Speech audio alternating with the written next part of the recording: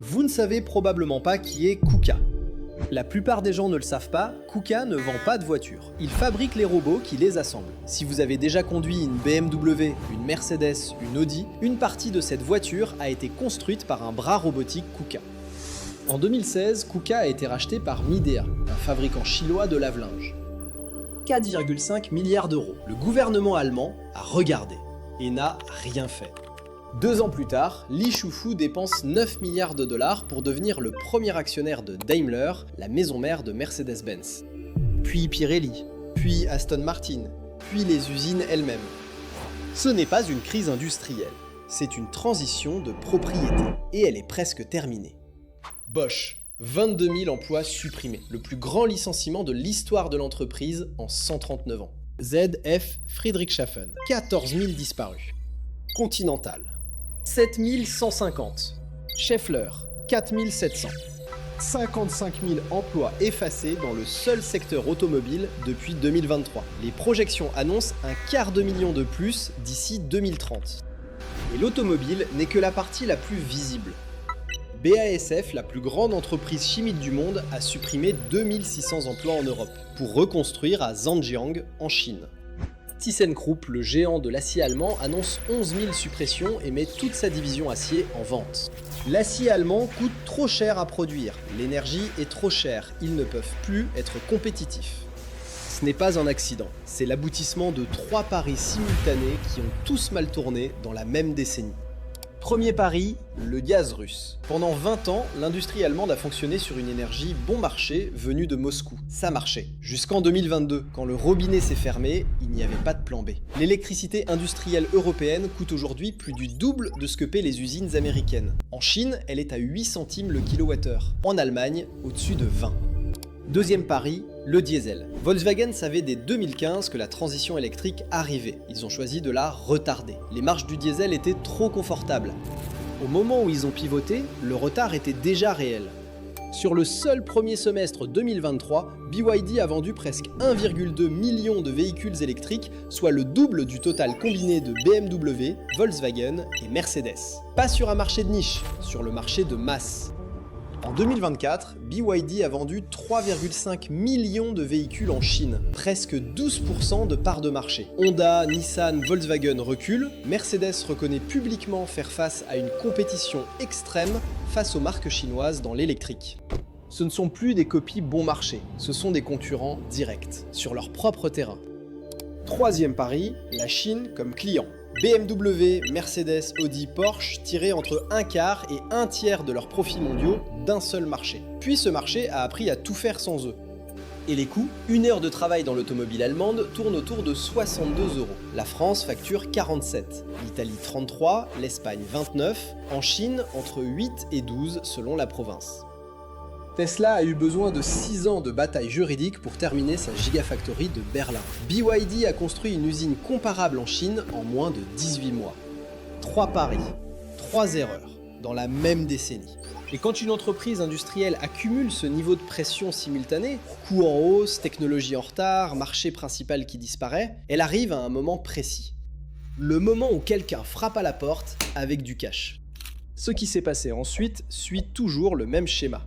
Une entreprise européenne sous pression, des coûts qui explosent, un marché qui rétrécit, des actionnaires qui s'impatientent. KUKA, 2016. L'entreprise est rentable, bien gérée, leader mondial. Mais le gouvernement allemand cherche désespérément un repreneur européen pour bloquer l'offre chinoise. Résultat, 0 candidat. Personne en Europe ne veut mettre 4,5 milliards sur la table. Aston Martin 2023. La trésorerie affiche moins 299 millions de livres sur l'année, moins 118 millions sur le seul premier trimestre. La marque a fait faillite 7 fois en un siècle. Les investisseurs européens fuient, Geely arrive avec une offre propre. 335 pence par action, 45% au-dessus du cours de clôture. L'accord se fait, la presse applaudit, les emplois sont sauvés, la marque survit. 5 ans plus tard, le plus grand bloc de vote dans la salle de conseil répond à Pékin. Ce schéma s'est répété. Pas une fois, pas 2 fois. Systématiquement. 2010. Volvo. Ford possède Volvo depuis 11 ans. La marque perd de l'argent. Détroit saigne après la crise financière et veut sortir à tout prix. Un milliardaire chinois nommé Li Shufu se présente. Il dirige une entreprise appelée Geely. En Europe, personne n'en a jamais entendu parler. Il offre 1,8 milliard de dollars. Ford accepte, quasiment donné. À l'époque, ça fait à peine la une marque suédoise en difficulté, rachetée par une inconnue chinoise. En 10 ans, Volvo devient rentable et vend plus de voitures qu'à n'importe quel moment de son histoire. Li Shufu n'avait pas acheté une marque en difficulté, il avait acheté un siècle d'ingénierie suédoise, un réseau mondial de distribution et une réputation de sécurité que l'argent seul ne peut pas construire. C'était le modèle. Tout ce qui suit en est une variation. 2015. Pirelli. ChemChina rachète 26% de Pirelli, valorisation 8 milliards de dollars. Le pneu qui enveloppe chaque Ferrari. Détenu au quart par une entreprise chimique d'État chinoise, l'Europe se remet encore de sa crise de la dette, les entreprises italiennes ont besoin de capital, l'offre arrive au bon moment. Elle arrive toujours au bon moment. 2016. KUKA. Vous vous souvenez de KUKA? Le robot qui assemble les voitures allemandes depuis 40 ans. Midea, fabricant chinois d'électroménager, l'achète pour 4,5 milliards d'euros. Le gouvernement allemand regarde. Les mécanismes de contrôle des investissements étrangers n'existent pas encore. Il ne peut légalement rien faire. Il ne fait rien. 2018. Daimler. Li Shufu revient. Cette fois, il dépense 9 milliards de dollars pour 9,7% de Daimler, la maison mère de Mercedes-Benz. Premier actionnaire individuel du groupe. Un an plus tard, BAIC, groupe automobile public chinois, constitue une participation de 9,98% et obtient un siège au conseil d'administration. Ensemble, les entités chinoises contrôlent environ 20% de l'une des entreprises allemandes les plus iconiques jamais construites. Quand Mercedes prend une décision stratégique aujourd'hui, le plus grand bloc de vote dans la pièce répond à Pékin. 2023. Aston Martin. Geely rachète 17% d'Aston Martin, l'entreprise britannique manquait de liquidité. Dongfeng, autre groupe public chinois, détient déjà 12% de Stellantis, Peugeot, Citroën, Fiat, Chrysler, Jeep, et siège à son conseil d'administration. Lotus, MG, Polestar, entièrement détenus par des Chinois. La liste s'allonge chaque année, et personne ne vote contre quand l'alternative c'est la fermeture. Pendant 15 ans, le schéma restait financier. Des parts qui changent de main, des votes qui basculent, des stratégies qui s'alignaient discrètement vers l'Est. Mais depuis 2024, quelque chose a changé. Les constructeurs chinois n'achètent plus seulement des actions, ils achètent les murs. Chery a signé pour reprendre une ancienne usine Nissan à Barcelone. L'objectif documenté est de 150 000 véhicules par an d'ici 2029, et l'usine ne se contente plus d'être signée, elle tourne déjà. À Barcelone, il faut raconter la fin de l'histoire, parce qu'elle dérange tout le monde. Quand Nissan a fermé le site en décembre 2021, 3000 personnes y travaillaient, des familles entières de la Zona Franca. Nissan, un constructeur japonais, allié d'un constructeur français, les a laissés sur le carreau. Qui a rallumé la lumière? Chery. Une partie des anciens salariés Nissan ont déjà été réintégrés sur les lignes de production d'Ebro, et les effectifs doivent monter en puissance dans les années qui viennent. Alors allez demander à un ouvrier de la Zona Franca ce qu'il pense du capital chinois. Il vous montrera son badge.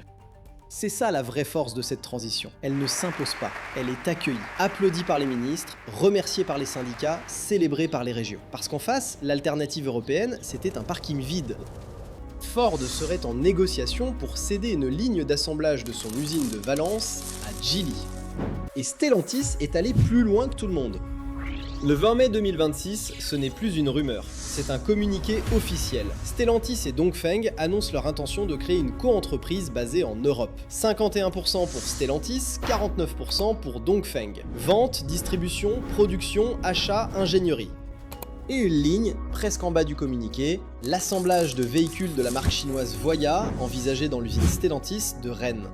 Rennes, la Bretagne, là où Citroën fabrique des voitures depuis 1961. Lisez bien ce que ça signifie, un constructeur européen qui ouvre ses propres usines à son actionnaire chinois pour que cet actionnaire construise des voitures chinoises à l'intérieur des frontières européennes. Et le miroir est parfait, parce qu'au même moment, la co-entreprise historique de Wuhan se prépare à produire de nouveaux modèles Peugeot et Jeep en Chine à partir de 2027 pour le marché chinois et l'exportation mondiale. Des Dongfeng fabriqués en France, des Peugeot fabriqués en Chine. Ce n'est plus une prise de participation, c'est un échange de territoire. Maintenant, quittez les communiqués, descendez au niveau du sol. Rennes-la-Janet, 2000 personnes, 2 équipes, une seule voiture sur les lignes, le Citroën C5 Aircross. 64 700 unités l'an dernier, pour une usine taillée pour beaucoup plus. Une usine à moitié vide, c'est une usine qui attend. Et un jour d'avril 2026, elle a reçu de la visite. Une délégation de Dongfeng, venue de Wuhan, pour marcher entre les lignes d'assemblage pendant que les ouvriers travaillaient.